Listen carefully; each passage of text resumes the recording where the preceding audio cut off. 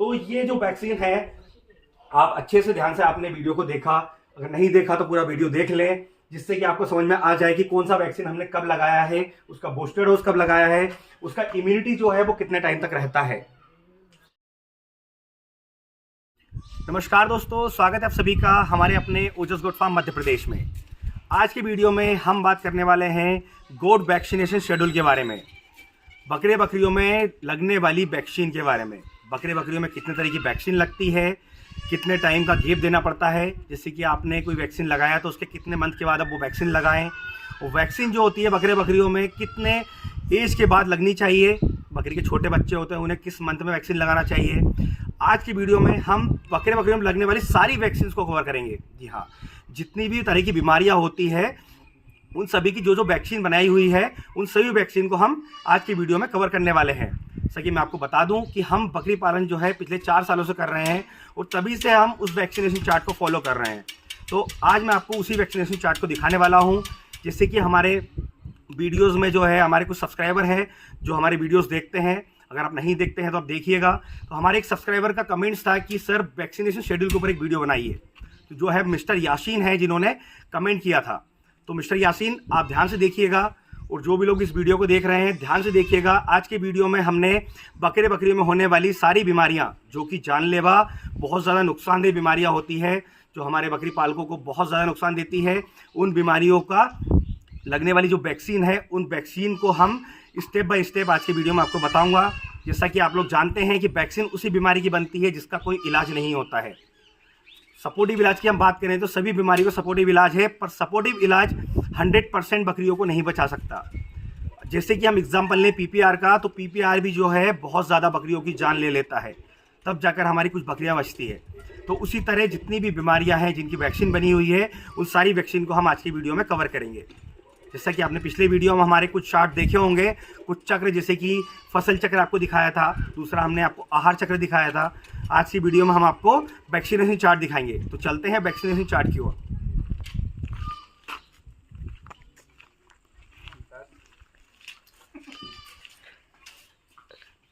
जैसा कि आप देख रहे हैं, हमने हमारे फार्म पर टीकाकरण चार्ट बनाया हुआ है, जिसकी मैं अभी आपसे बात कर रहा था। तो इस टीकाकरण चार्ट को जो है हम वैक्सीनेशन चार्ट भी बोल सकते हैं, कि हमने इस वैक्सीनेशन चार्ट के अंदर उन बीमारियों को सम्मिलित किया है, उन बीमारियों को शामिल किया है जिनका कि किसी तरह का कोई इलाज नहीं है।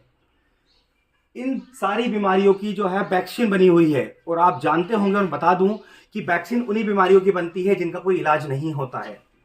पर क्या होता है कि जब ये बीमारियां हमारे फार्म में आ जाती है, हमारी बकरियों में हो जाती है, तो हम एक सपोर्टिव इलाज कर सकते हैं। बात करें बीमारी की, तो हमने जो है पहला जो कॉलम लिया बीमारी का लिया है, दूसरा प्रथम टीका, तीसरा बूस्टर टीका और चौथा पुनः टीकाकरण। तो हम अगर बीमारी की बात करें तो सबसे पहले नंबर पर जो बीमारी होती है बकरे बकरियों में, वो होती है बकरी फ्लैग। जी हाँ, बकरी फ्लैग, जिसे कि पीपीआर बोलते हैं। अब जिस सपोर्टिव इलाज की मैं बात कर रहा था जिन बीमारियों की, तो मैं आपको बताऊंगा कि पीपीआर को एग्जांपल लेके हम बात करें कि क्या सपोर्टिव इलाज हो सकते हैं, उस बीमारी में क्या क्या लक्षण होते हैं। तो हम जैसे बात करें पीपीआर की, तो पहले मैं आपको बता दूं कि पीपीआर जो होता है 3 महीने की उम्र में लगता है। जब आपके बकरा बकरी का जो बच्चा होता है वो 3 महीने कंप्लीट कर लेता है, तो आप उसे पीपीआर की वैक्सीन लगा सकते हैं। उसके बाद जो है पीपीआर का कोई बूस्टर डोज नहीं लगता है। अगर आपको कोई अगर बोले कि बूस्टर डोज लगवाना है, तो पीपीआर का कोई भी बूस्टर डोज नहीं होता है। और जो वैक्सीन का जो चार्ट बनाया हुआ है, जो इसमें टाइम ड्यूरेशन, जो मंथ ड्यूरेशन दिया हुआ है, वो हम लोग भी फॉलो कर रहे हैं लंबे समय से। इसलिए हम आपको भी बताना चाह रहे हैं कि आप भी इस चार्ट को फॉलो करें, जो कि एकदम सही है। तो इसकी हम बात करें कि बूस्टर डोज तो आवश्यक इसका है नहीं, और ये जो है 3 वर्ष के पश्चात अगेन लगती है, मतलब कि इसे हम रिपीट 3 वर्ष के पश्चात करते हैं। क्या होता है कि जो पीपीआर का जो वैक्सीन लगता है, उसका जो इम्यूनिटी होता है वो 3 साल तक चलता है, जिससे कि हमें हर 6 महीने साल भर में वैक्सीन लगाने की जरूरत हमें पीपीआर की नहीं होती है। पर फिर भी हम किसान भाई बीमारियों के डर से हम हमारी बकरियों को 1 साल में पीपीआर लगा देते हैं।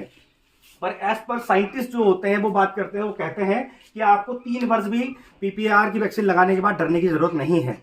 तो पीपीआर क्या होता है कि पीपीआर में बकरियों का टेम्परेचर बहुत ज्यादा हाई हो जाता है, जैसे कि नॉर्मल जो टेम्परेचर होता है 100 से लेकर 103 होता है।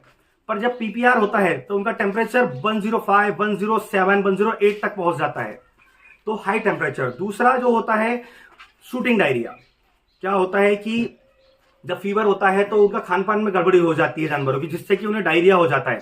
और डायरिया एकदम पानी जैसा हो जाता है, वाटर साइज, लाइक कि जिस टाइप से पानी होता है उस टाइप से वो लोग अपनी लेडी की जगह पर पानी निकालती हैं, जिससे कि शूटिंग डायरिया बोलते हैं। उसके बाद जो होता है उनकी आंखों से पानी भी आता है। तो ऐसे कुछ सिम्टम्स, कुछ लक्षण होते हैं जो कि पीपीआर में होते हैं। तो हम सपोर्टिव इलाज पीपीआर का कर सकते हैं, पर सपोर्टिव इलाज तक जाने ही क्यों दें हम लोग? जब वैक्सीन बनी है तो हम वैक्सीन लगाएं। अगर हम कहीं से जानवर लेकर आ रहे हैं तो कंफर्म करें वैक्सीन लगा हुआ है नहीं, और आपको डाउट है, कंफ्यूजन है, तो आप उसमें वैक्सीन लगा सकते हैं पीपीआर की। तो हम पीपीआर का वैक्सीन लगा देंगे तो बीमारी नहीं आएगी। अगर वैक्सीन नहीं लगाते हैं तो बीमारी बिल्कुल आएगी, और जब बीमारी आती है तो 50% से लेकर तो 70% तक की भी मोर्टेलिटी हो जाती है जानवरों में। तो पीपीआर का जो टीका है 3 महीने का जब आपका बकरा बकरी का बच्चा हो जाए तो आप उसे जरूर लगाएं। हम बात करें दूसरी वैक्सीन की, तो दूसरा बीमारी जो है उसका जो वैक्सीन लगता है वो है ईटी। जो बीमारी है उसका नाम है ईटी, जिसे कि इंट्रोटॉक्सिमिया बोलते हैं। ईटी के नाम से इसका वैक्सीन आता है, जो कि 3 से 4 महीने की उम्र में लगता है। जब आपकी बकरी का बच्चा 3 से 4 महीने का हो जाता है तब आप उसे पहली बार ईटी की वैक्सीन लगा सकते हैं।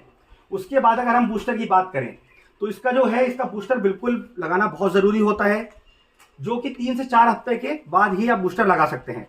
जिससे कि हम 1 महीने के अंतराल की भी बात करते हैं, कि जैसे कि हमने वैक्सीन लगाया उसके मंथ के एंड में, मतलब कि हमने 1 तारीख को, अगर जनवरी की 1 तारीख को वैक्सीन लगाया, तब हम उसके मंथ के एंड में उसका बूस्टर लगा सकते हैं, जो कि पूरा साल हमारे बकरे बकरियों को कवर करता है। जी हाँ, ये जो ईटी का वैक्सीन है पूरे 1 साल तक इसका इम्यूनिटी बना रहता है। और जो आप देख रहे हैं 1 माह के अंतराल पर 2 बार, मतलब कि जब हमें 1 साल होने के बाद हमें रिपीट इसे करना है, क्योंकि 1 साल का इम्यूनिटी है तो 1 साल के बाद हमें फिर रिपीट करना है। तो 1 महीने में ये दोनों चीजें लग जाती है। जैसे पहले हमने जो है ईटी का पहला डोज लगाया, दूसरा हमने मंथ के एंड में उसका बूस्टर लगा दिया। तो ईटी में क्या होता है कि बकरे बकरियों को जब बीमारी, मतलब कि एक लिमिट पार कर जाती है, बकरे बकरियां क्या होते हैं कि हाथ पे पटकते हैं बहुत ज्यादा, उसका कोई इलाज नहीं ईटी का। पीपीआर का तो हम सपोर्टिव इलाज कर लेते हैं, पर ईटी में बकरा बकरी हमारे सामने हाथ पे पटक पटक कर मर जाते हैं, पर उसका कोई इलाज नहीं होता है। तो ईटी का वैक्सीन, जिस तरह पीपीआर का वैक्सीन जरूरी है उसी तरह ईटी का भी वैक्सीन जरूरी है। और जितनी वैक्सीन की मैं आज बात कर रहा हूं वो सारी वैक्सीन बहुत जरूरी है। तो ध्यान से देखिए, ये जो वीडियो है आपके लिए बहुत महत्वपूर्ण होने वाला है। तीसरे वैक्सीन की हम बात करें, खुरपका व मुंहपका, जिसे कि हम एफएमडी बोलते हैं। जी हाँ, क्या होता है कि ये जो खुरपका मुंहपका की जो समस्या आती है ज्यादातर बारिश में आती है, जो बारिश का मौसम होता है। पर अगर आपकी बकरा बकरी में पीपीआर हो गया है तो खुरपका मुंहपका बिल्कुल होना ही है, फिर चाहे बारिश का मौसम हो, चाहे ठंड का मौसम हो, चाहे गर्मी का मौसम हो। इसमें क्या होता है कि बकरे बकरियों के मुंह में दाने हो जाते हैं, उनको मुंह में बड़े बड़े छाले हो जाते हैं, जिससे कि बकरा बकरियों के खाने की जो क्षमता है वो एकदम खत्म हो जाती है। खुरपका में उनके पैरों में जो है छाले हो जाते हैं जो कि पकते हैं, और मुंह में जो छाले होते हैं वो भी बहुत ज्यादा पकते हैं, जिससे कि बहुत ज्यादा दुर्गंध आती है।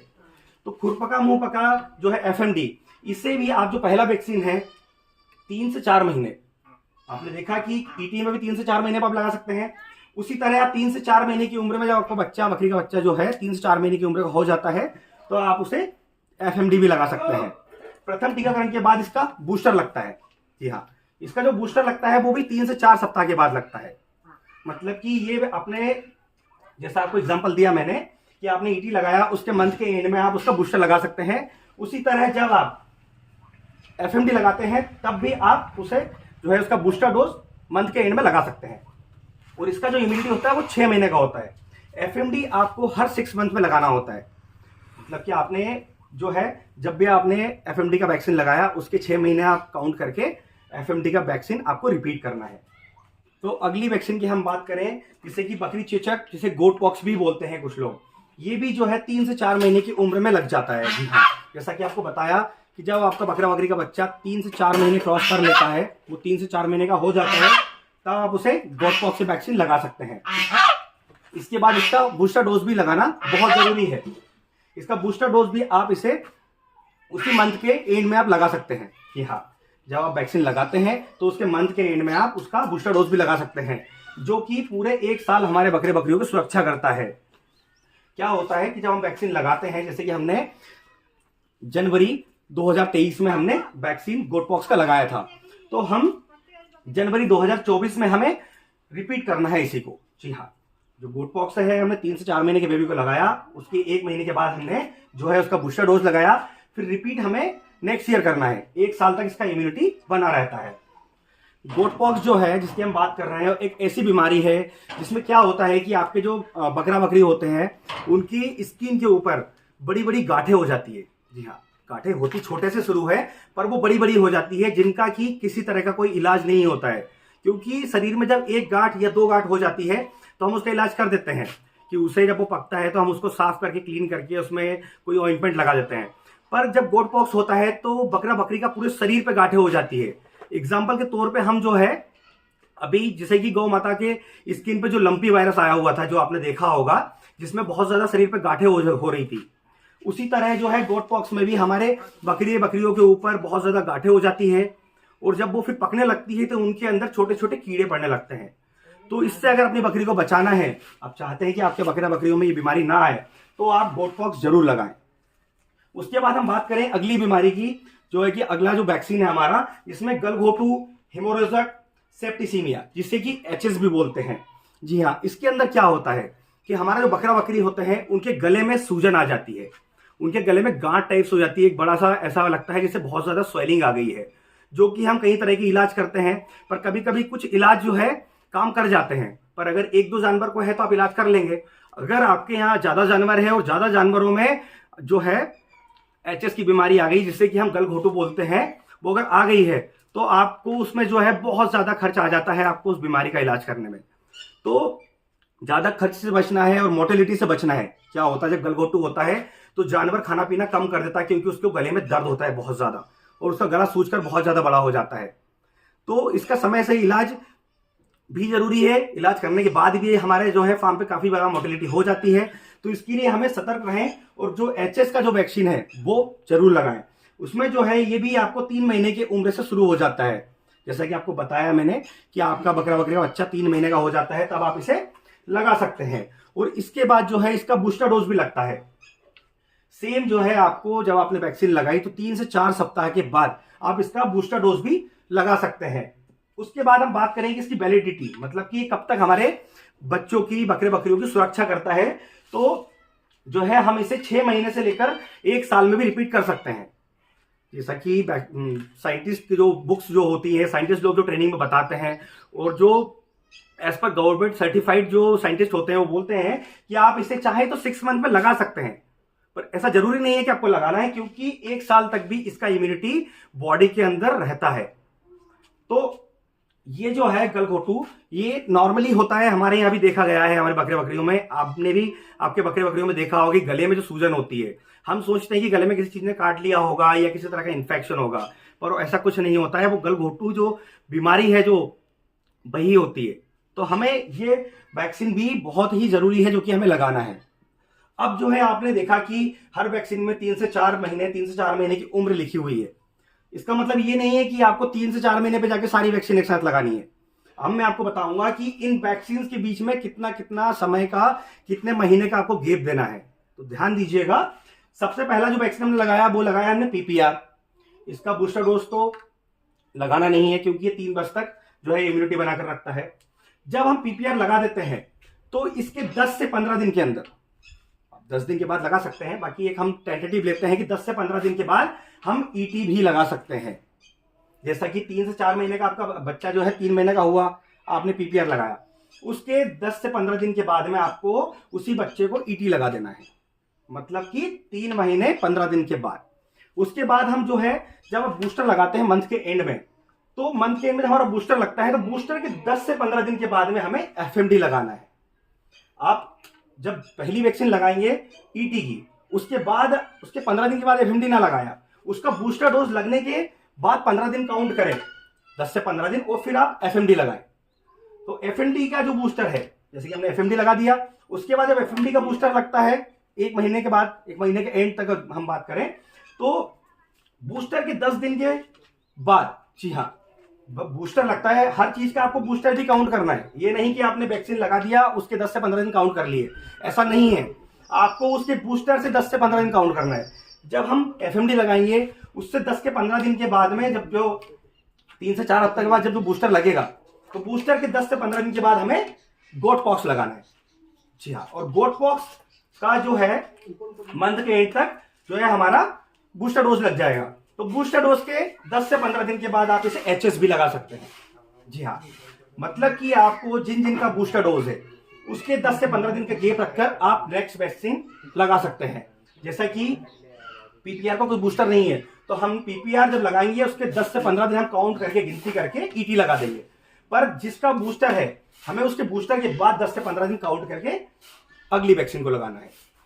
तो दोस्तों ये सारी वही बीमारियां हैं जिनका कोई भी इलाज नहीं है, क्योंकि इनका वैक्सीन बना हुआ है। जैसे कि ह्यूमन में जैसे कोरोना वायरस आया था तो हम लोग सिर्फ उसका सपोर्टिव इलाज कर रहे थे।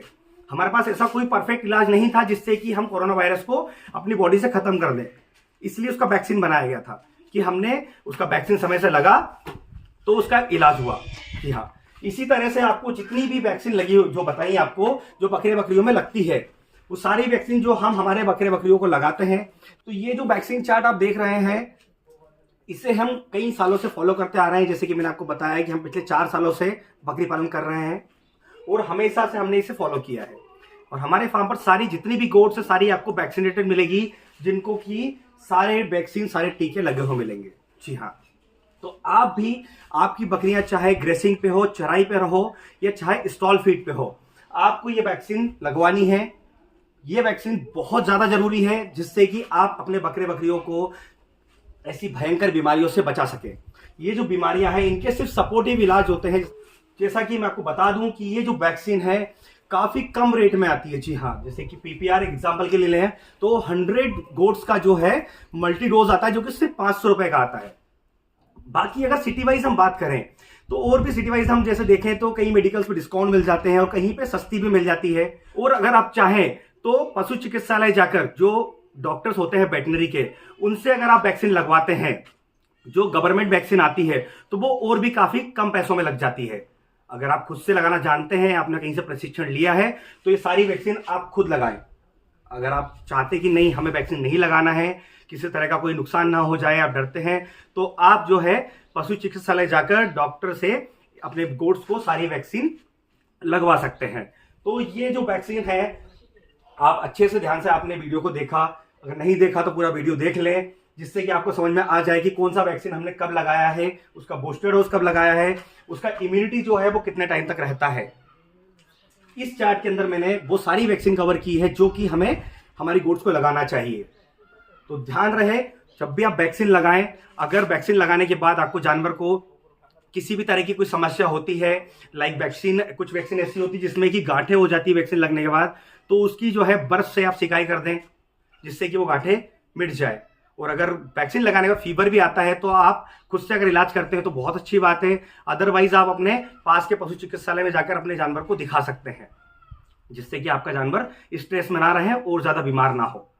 तो इसी तरह बकरी पालन से जुड़ी हुई जानकारी के लिए हमारे चैनल से जुड़े रहें। अगर अभी तक आपने हमारे चैनल को सब्सक्राइब नहीं किया है तो सब्सक्राइब कर लें जिससे कि समय से जानकारियां हैं आपको मिलती रहें।